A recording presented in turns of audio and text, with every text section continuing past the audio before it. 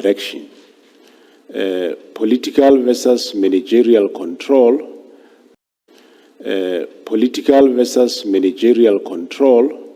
The minister holds political control and accountability, whereas the National Commissioner has managerial and operational control. Direction versus implementation. The minister gives direction and the National Commissioner is responsible for implementing the direction. That is where the how and so on comes in. Okay.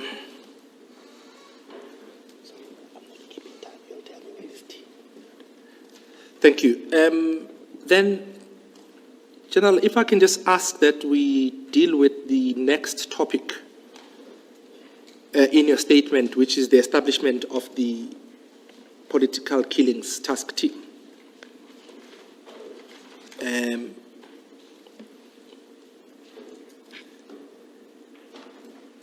You deal with it commencing from paragraph 56. And if I can just ask you to start there. Thanks, Commissioner. On the establishment of the Political Killings Task Team, Yes. KwaZulu-Natal has historically experienced significant level of violence driven by political factors. In response to the increased incidents of political violence and fatalities in the KZN, up to the 2018, the President of the Republic of South Africa, Mr. Ramaphosa, tasked his security cluster to mobilize resources. He appointed the IMC, which is the Interministerial Committee, comprising of the Ministers of State Security, Ministers of Defense and Military Veterans, Minister of Police, Minister of Justice and Correctional Services, under the leadership of Minister of Police and Minister of Defense, Minister Bekele, which was mandated to ensure that those responsible for political incidents are held to account. Its purpose was to coordinate national and provincial efforts, including intelligence and prosecutorial support against politically motivated violence. The team was established by directors general of the respective departments that I have just named the ministers thereof, as stated above, to implement the directions of those ministers. The team was not created through legislation or gazetted through a regulation. It was essentially an ad hoc interdisciplinary unit within the SAPS and the National Prosecuting Authority, tasked with investigating political killings with the operational focus in KwaZulu-Natal, but of course later it did extend nationally to other provinces. The IMC directed the establishment of the multidisciplinary task team, including members from key law enforcement and the prosecution authority, to create an investigative and prosecutorial strategy for politically related cases in the province. The Political Killings Task Team was overseen by a National Steering Committee, the IMC, and of course they report to the President. Before you continue, I have noticed that you describe National Steering Committee later, at paragraph 73 to be exact.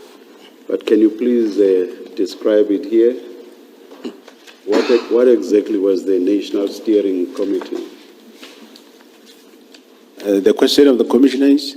What exactly was the National Steering Committee? I'm saying that I am aware that you do describe.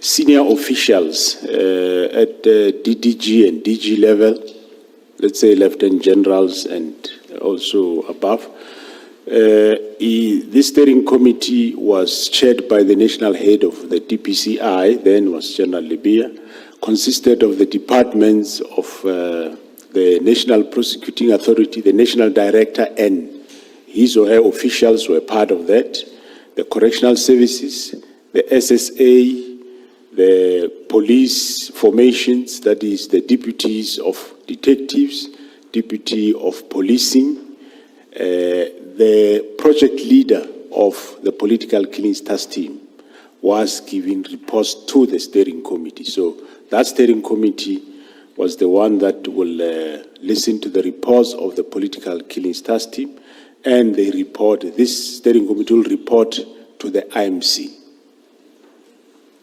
Thank you, General.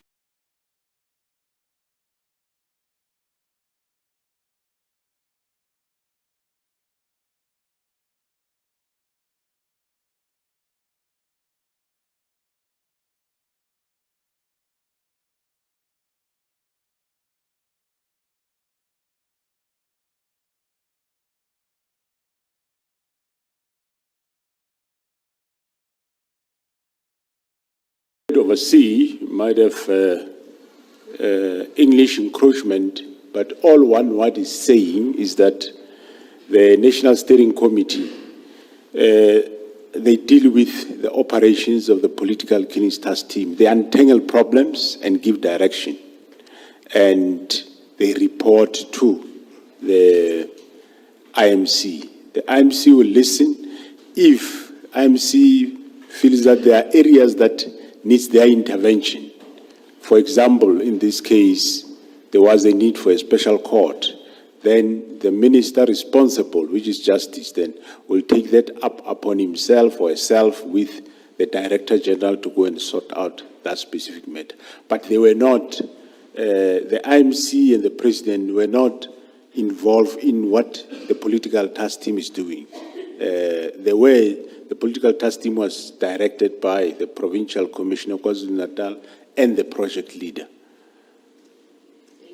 Thank you, Commissioner Abdullahi.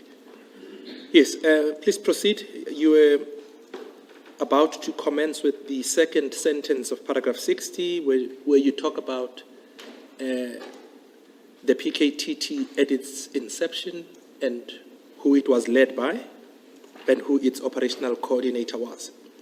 Yeah, the political killings task team at its inception in 2018 was initially led by a Major General Ramatswele, and Lieutenant General Kumalo was the operational coordinator. When Sorry, and can we just stop here? When we say Lieutenant General Kumalo, we are not talking about Commissioner Kumalo, who's currently sitting as one of the co-commissioners. Am I correct? Yeah, no, I'm not referring to the co-commissioner Kumalo who is here. This one is a Lieutenant General Kumalo, head of crime intelligence, but he was brigadier by then. Yeah, you will encounter a lot of Kumalos in this, but it has nothing to do with the work of what they are doing. And those that I know, they do a good job. I don't know the co-commissioner. National Commissioner, if I understand, then you're saying because of the many Kumalos that we are encountering here, Commissioner Kumalo is not a deployee of the PKTT. No, he's not. He's not. He's just No. coincident. Thank you. No, thanks. To come back on a serious note, you've then informed the Commission about the leadership structure of the PKTT at the time when it was introduced in 2018. And in the next paragraph, you say you were the deputy... Mr. Mdau, sorry, before you go to your next paragraph. Yes. We do encounter quite a number of Kumalos in the documents. It might be helpful, say, in this case where you say Lieutenant General Kumalo, give us a first name. Because I see there's, as you would have noticed, there's quite a number of them. Okay, this one we're referring to here is a Dumisani There's Kumalo. even, I think, a Major General Kumalo, or am I mistaken? Later on, at some point, there's reference to a Major General Kumalo as well. Or am I wrong? Yes, there is a Major General Kumal, is another one. You should please do the same when you get to that Major General. Do what my co-commissioner, Commissioner Baloyi, has just said. Mention the first name of that Major General Kumalo. Then there will be less confusion for us. Yeah. Okay. Sorry for the interruption, Mr. Mutao. No, thank you. Chair and co-commissioners. And National Commissioner, you understand that request, where you know that there is more than one surname or one official with that surname. For ease of reference, the request is to mention the name so that it is clear which of the surnames. Yeah, no, I will do so, but maybe during break I will try and get all the names. I might not know the other names. Okay. Thanks. All right. Thank you.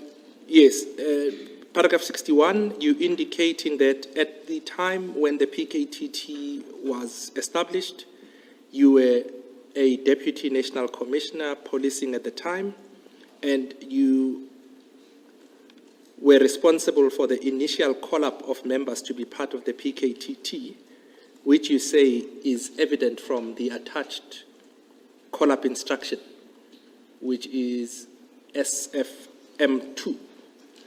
If I can just ask you to then go to file 2. SFM2 commences from page 73.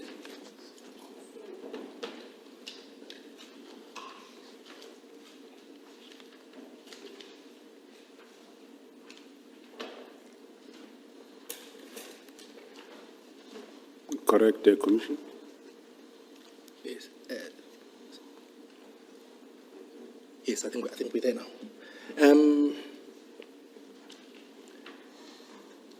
The document commencing on page 73, you describe it as a call-up instruction.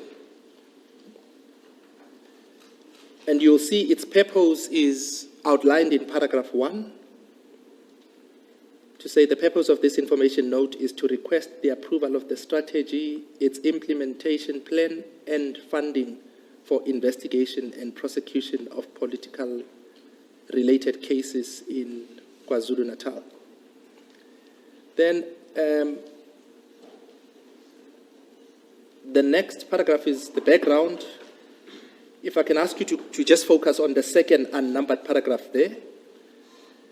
The IMC met with the task team investigating these cases on 21 May 2018, and one of the preliminary observations was that this multidisciplinary task team was working in silos and it does not have an investigation and prosecutorial plan or strategy that is aligned to overall government priorities contained in the National Development Plan, NDP 2030, the Medium Strategic Framework, MTSF, and other key policy prescripts, i.e. creating safe and security environment. If I can just ask that.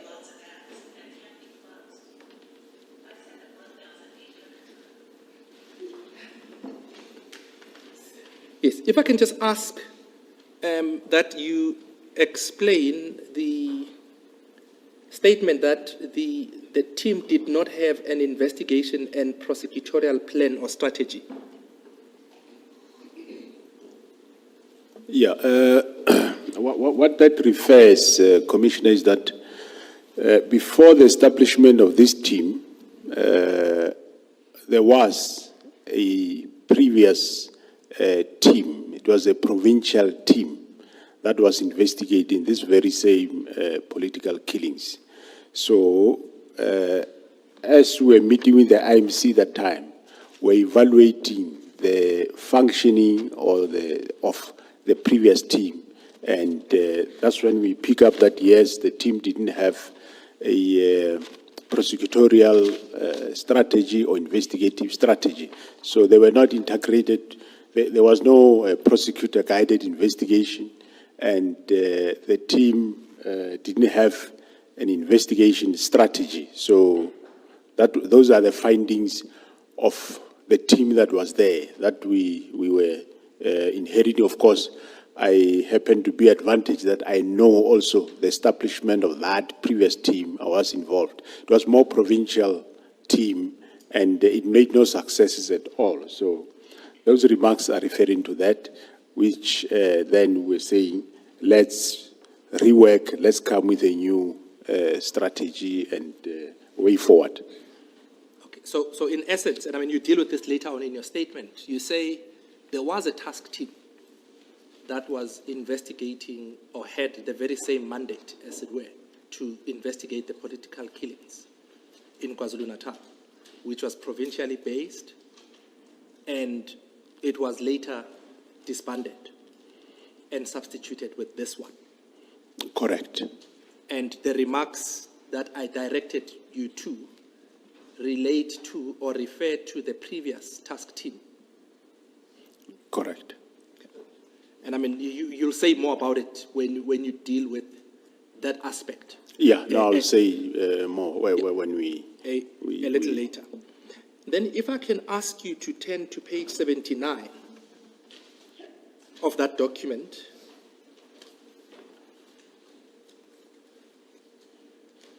You will see monitoring and evaluation is dealt with in paragraph 6.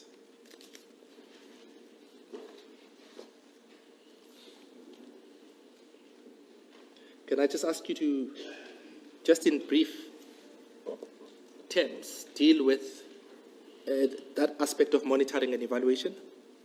Yeah, with regard to monitoring and evaluation within the task team, we said that there will be a tactical joint operations center.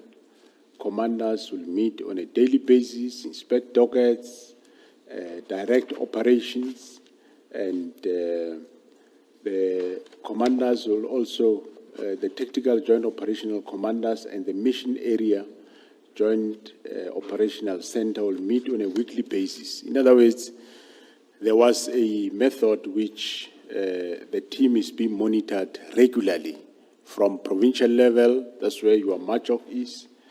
The tactical jogs, there were about 4, divided into 4 were in the province where there was a problem by that time of political killings. So at that tactical level, they will meet daily. Province, they will meet weekly to monitor what is being done, what assistance can be done, and review, where necessary, their strategies. And if you look at the second last bullet on that page, it says the status report will be submitted to the Criminal Justice Prevention and Security, JCPS, Director General's Cluster Chairperson bi-weekly for further handling with the IMC. Is that connected to the point that you are making in paragraph 60 of your statement regarding the PKTT being overseen by the bodies that you've outlined in that paragraph? Yeah, it is in line, except to say that as that submission is done, it means it will go via the National Commissioner's Office, Steering Committee, and to the DG's cluster, and then, only then to the Interministerial Committee. Okay. The recommendations are in paragraph 7. You don't need to deal with them. If I can ask you to then turn over the page, at page 18. The signature on top there, whose signature is it? And what does it signify? It is my signature. Above there is a recommendation or not recommended. I forgot to tick recommended, but I do allude what should happen there to say the operation will be run operationally differently, unlike other operations. And I also say there is still something outstanding, which is the budget for vehicles. So that's my signatures. And then if you turn over the page to page 81, the top signature on that page, whose signature is it? And equally, what does it signify?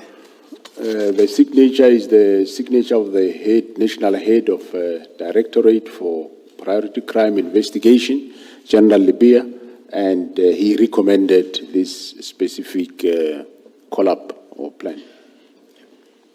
So if you look at this document, I don't want to deal with all of them, but they mainly follow the same pattern. They follow the same until the page 82, where the National Commissioner then approved the plan or the strategy.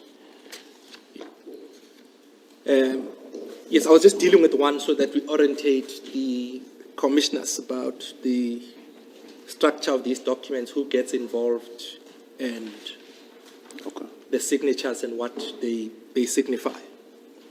Then if I can ask you to... Mr. Mdau, if I may just check something. Yes, thank you. In that page 79, General, under recommendations, the second bullet, it gives you a budget number or an estimated amount, and then it says to be managed at Provincial Office KwaZulu-Natal.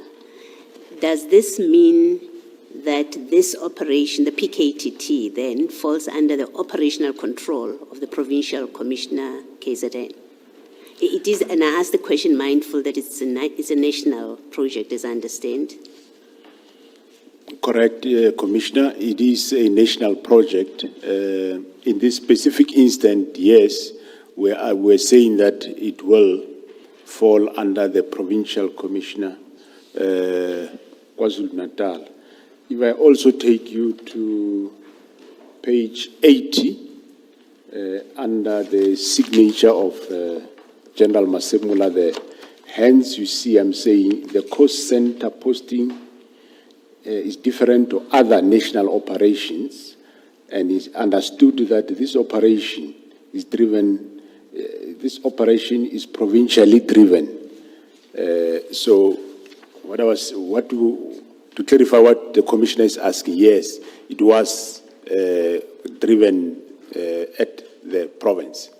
But I must hasten to say it's not automatic that it will be like that.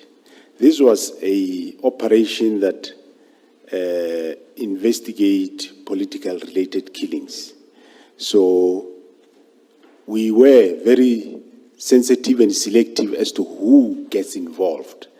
Does not necessarily mean, if we say provincial commissioner, it's not automatic that if this provincial commissioner goes currently, the next one comes, it will continue with that one. No, it was a sensitive, it was a case specific, because after this political killing task team was established, a lot of politicians had interest in what they are doing, and a lot of inquiries were being made. Hence, we had to narrow those people that are involved in this operation. Thank you. Thank you, Commissioner Baloyi. Just at the time when you are dealing with SFM2, was the focus of the task team specifically looking at KZN, or had it looked at other provinces beyond KZN? We are now in 2018 at its inception. I'm following up from the question by Commissioner Baloyi. Yeah, at its inception in 2019, the political killing task team was mainly looking at the province of KwaZulu-Natal. Okay. And we know that later on in the statement, you deal with the fact that its mandate was extended beyond that province to KZN and to focus on other issues as well.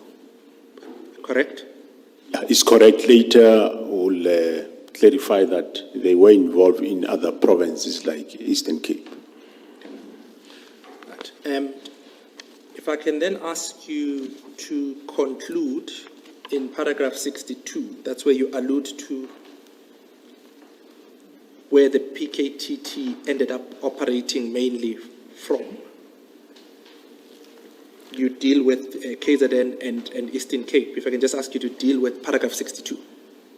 Yeah, the operation of the political killings task team was mainly KwaZulu-Natal, and later we extended to the Eastern Cape province under Lieutenant General Dumisani Khumalo's supervision and oversight to focus on political-related crimes, of course, in KwaZulu-Natal and also in the killings in the Eastern Cape, the investigated cases at the Fort Hare, mainly murder cases and fraud. And again, there you reiterate, as directed by the National Steering Committee, the IMC, and the President. Correct. Thanks, Commissioner. And then you next deal with the initial plan and the integrated plan. In paragraph 63, that's where you make the point that you had made earlier, that the PKTT was not the first task team that had been set up or established in KZN.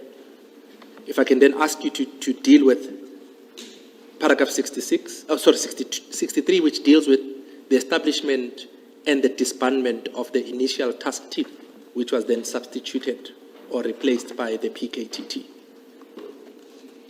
Thanks, Commissioners. The political killing task team was not the first task team to establish to deal with political killing in the province. There was a previous team established in 2017, but it was not particularly effective. It wasn't successful. A decision was taken to dissolve or disband it. During the process of that disbandment of that team, a new task team was established, which is now known as the Political Killings Task Team. The previous team was disbanded in consultation with the directors, generals, or commissioners of SAPS, NPA, SSA, and correctional services. During those meetings of May, June, that's when the new team was moving out, and this new team was established. Stakeholders informed that ministers of the respective departments were informed of the decision of the Directors General of their intention to dissolve the old team. So I want to make it clear also that ministerial approval was not a requirement to establish a team. The decision to disband was taken after the briefing with the Directors General. The National Commissioner took that decision to disband. At that time, it was General Ketlas Tole who was the National Commissioner, and ultimately he took that decision, and we established a new team, which is what we currently have. During that process of establishing the PKTT, it was evident that indeed a strong operational head at the time was needed, and Lieutenant General Dumisani Khumalo, who was a brigadier then, was achieving considerable success as the commander of a project which was addressing rhino poaching in the province of Limpopo, Mpumalanga, and KwaZulu-Natal and Northwest. As the commander of that rhino poaching task team, which was quite successful, Khumalo led efforts that coordinated police, intelligence, analytical resources to conduct operations targeting poachers. So we then, before that national team started decentralizing its mandate to those provinces that I've mentioned, Limpopo, Mpumalanga, KwaZulu-Natal, Northwest. In other words, the provinces established their own team and carry on with rhino poaching. So it was an opportune moment then that, because he was successful in that we then bring him to come and form the nucleus of establishing this new PKTT, using most of the strategies that he has been using in the rhino poaching. The formation of the PKTT represented a significant shift in how politically motivated crimes were approached, prioritizing collaboration across multiple agencies and emphasizing accountability. The cross-functional approach enabled the team to leverage expertise from various sectors. You'd recall I said the first previously team consisted of members from KwaZulu-Natal. Now this current PKTT consists of members from all provinces and national head office. So the PKTT's establishment was intended to address the complex nature of political violence, ensuring that interventions were coordinated, targeted, and responsive to evolving challenges in both KwaZulu-Natal and later in the Eastern Cape. Yes, so the investigation of these cases are not just as simple like investigating an ordinary matter. There is a lot of efforts and skill that you require to investigate these cases, and it takes time to make a breakthrough on a single case. And sorry, if I can just ask you to go back a bit. You speak in the second sentence of paragraph 66 about the cross-functional approach, which enabled the team to leverage expertise from various sectors, thereby enhancing both investigative capacity and prosecutorial effectiveness. If I can just ask you to explain that a bit, the leveraging of expertise from various sectors. What are you talking about? The leveraging of expertise from various sectors. Which expertise are you talking about? I'm referring to the team consisted of general detectives, detectives from murder and robbery, members of the DPCI, and also members of the forensic services. You are from the forensic lab. And also the team then later as we had the National Prosecuting Authority as part of the steering committee, there was a need to have prosecutors that can work with the team. And the National Prosecuting Authority did dedicate prosecutors to work with this team in KwaZulu-Natal. Yes. And I mean, later on you deal with, in your statement, the need for collaboration between the various sectors and the National Prosecuting Authority to ensure that the investigation and cases that are referred to court meet the prosecutorial standard that is expected. Yeah. So it's one of the central methods in this new investigative method. Yeah, that is correct, Commissioner. That is correct, Commissioner. Chair and members of the Commission, I'm about to move to a new topic, and I'm not sure if it's a convenient time for a tea agenda. Let's hold. Advocate Mtau, I know you're leaving this section. I just want to go back to 63 quickly.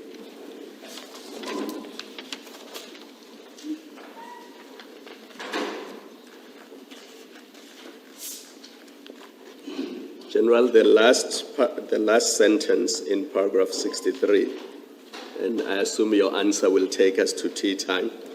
Why was it necessary, when the previous task team was disbanded, to consult with SAPS, NPA, SSA, and DCS? Why was that necessary, that the consultation take place? Well, when we were there, because we were in Durban as those departments, we could not take a unilateral decision. Remember, the IMC consisted of ministers of those departments, and the heads of those departments were also they were also in KwaZulu-Natal. So the National Commissioner could not just decide to dissolve the old team and come up with a new one without taking his counterparts on board. Because, as you remember, one of the criticism on the team was that it had no investigative strategy, it was working in silos, it didn't have assistance or collaboration of the NPA. So now that we are moving forward with a new team, it was necessary then for the National Commissioner to bring his counterparts on board, which actually they did the analysis together to say we are now moving forward. So it was necessary that he informed them. They just don't left outside.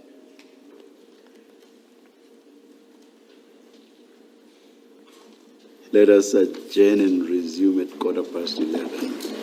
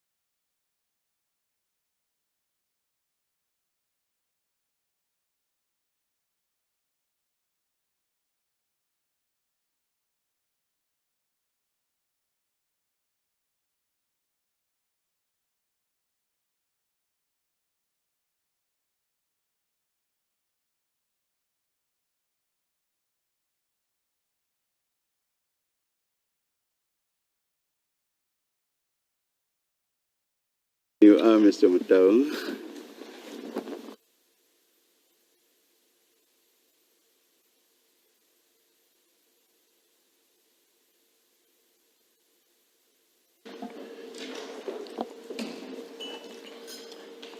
Thank you, General.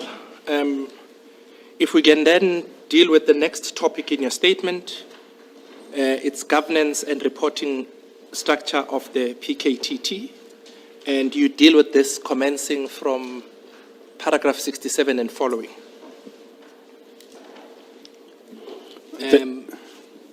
In 67, you indicate that the PKTT operates with a central command overseeing geographically spread subunits, and based at SAPS KZN HQ.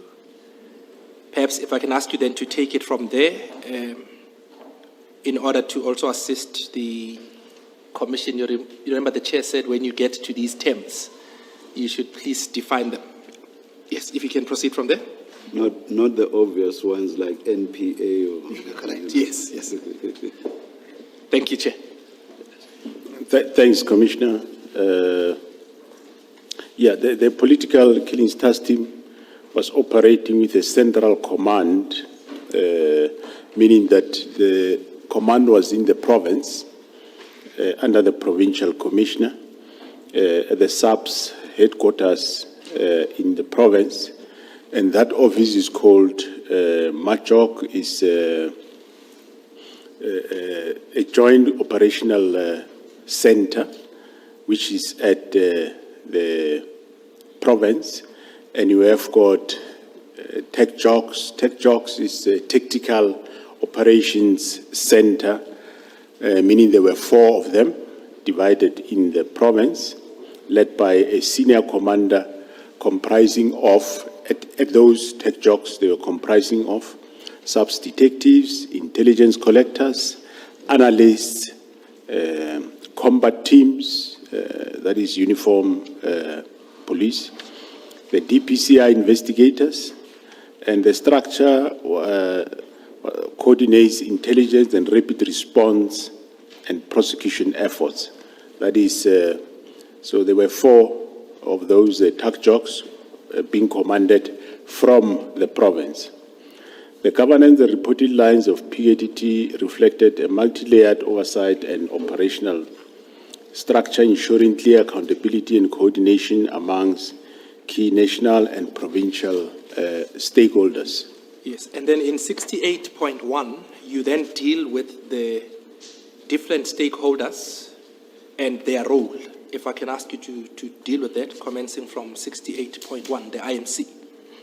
Yeah, the IMC, chaired by the Minister of Police and Defense, consisted of senior members or consisted of ministers from State Security, Defense, Justice, and Correctional Service. And the IMC was responsible for providing strategic direction over the PKTT, and it reported to the President and the Cabinet in terms of the work of the task team. And you say it was intended to ensure that the PKTT's activities align with national priorities and receive appropriate guidance at the highest level of government. That is correct, Commissioner. Yes. Then the SAPS SAPS-led the PKTT as the primary agents, contributing investigators, forensic support, crime intelligence resources. The task team is SAPS-led and include members from DPCI, ensuring a comprehensive approach to investigation. The SAPS coordinates operational activities and integrate relevant expertise to address politically related or motivated crimes effectively. Is the NPA? The National Prosecuting Authority, particularly through its KwaZulu-Natal office, played a key role in embedding prosecutors with the PKTT, and the integration facilitated prosecutorial guided throughout the investigations, ensuring that cases are built to prosecutorial standards and can be effectively presented in court. The SSA supported the PKTT by providing intelligence where applicable, particularly regarding politically targeted killings. These intelligence functions enhance the PKT's ability to anticipate, detect, and respond to threats, thereby strengthening the investigative process. The Department of Correctional Services contributed to the PKTT by assisting with matters such as witness protection and transfer of prisoners from one prison to another when the need arises. This support ensures that the security and the integrity of witnesses and the effective management of individuals in custody who are linked to ongoing investigations and or prosecutions. The provincial government was also part, which they communicated their priorities, their requirements, priorities, and challenges to the PKTT. The Premier and the MEC actively participated in this process at the beginning, representing the interests of the province and ensuring that local concerns were integrated into the broader operational framework. And if I can just pause here, some of the stakeholders that you mentioned here were also involved as stakeholders in the previous task team. And you spoke about consulting them when that task team was disbanded. You recall in response to the question that you were asked by Commissioner Baloyi, you dealt with and provided your reasons as to why, as stakeholders, they needed to be consulted. If I can ask you to just touch on that point again. Okay, what I was saying is that as the IMC went to the province of KwaZulu-Natal, they went with their directors generals. So during the meetings, the National Commissioner found it or saw it fit that he consult the other role players because they've got a role to play, which is what I just described now, which everyone have got a role to play. So it was important that he consult them so that they can assist with they can assist the task team with the role that they are playing. So hence, you have seen the NPA must provide prosecutors, the SSA must provide intelligence, the corrections must provide movement or transfers of prisoners. Some of the prisoners or detainees might also be witnesses in other cases. And so it was necessary that that consultation takes place to make the work of the PKTT to be smooth. And you've shown how integrated each of these services are in the implementation of the plan and the achievement of the objectives. Correct. Yeah, it was a multi-agency integrated structure, and which was prosecutor-led and coordinated through by all the departments that were represented at IMC level. And then the next topic that you deal with in your statement is the development and approval of the PKTT strategic framework. And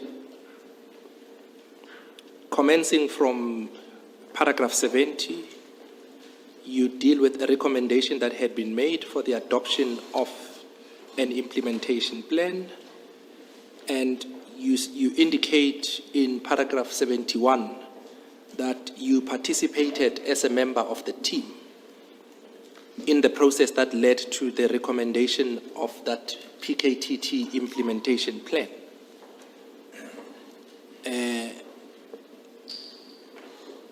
And you indicate that that plan is dated 18 June 2018, and that is the plan that we initially dealt with earlier, that information note, you recall SFM2. So just for the benefit of the commissioners, that the document that you refer to in paragraph 71 is SFM2, which you already dealt with earlier. That's correct, Commissioner. And we know then that following the presentation of that plan, you say it was accepted by the then National Commissioner, and thereby establishing a clear and coordinated strategic framework for the PKTT's activities. And if I can then ask you to proceed from paragraph 72, where you deal with the operational chain of command, and in paragraph 73, you deal with the oversight of the PKTT activities. Thanks, Chair. The operational command of within the PKTT was structured to ensure clear lines of authority and effective coordination of activities. This was achieved by organizing the command through tactical joint operation centers, commanders, and the respective zone or unit leads. These leaders were responsible for managing operations within their designated areas and ensuring that actions were aligned with the overall objective of the PKTT. Oversight of the PKTT's activities was provided by the National Steering Committee, which comprised of senior officials. From its effort remain focused on its defined mandate. And if I can just summarize, 74 and 75 deal with the operational model which you set out in parts earlier on, and then in 75 it's the identification of specific operational challenges, and the goal that was sought to be achieved is something that you've already testified on.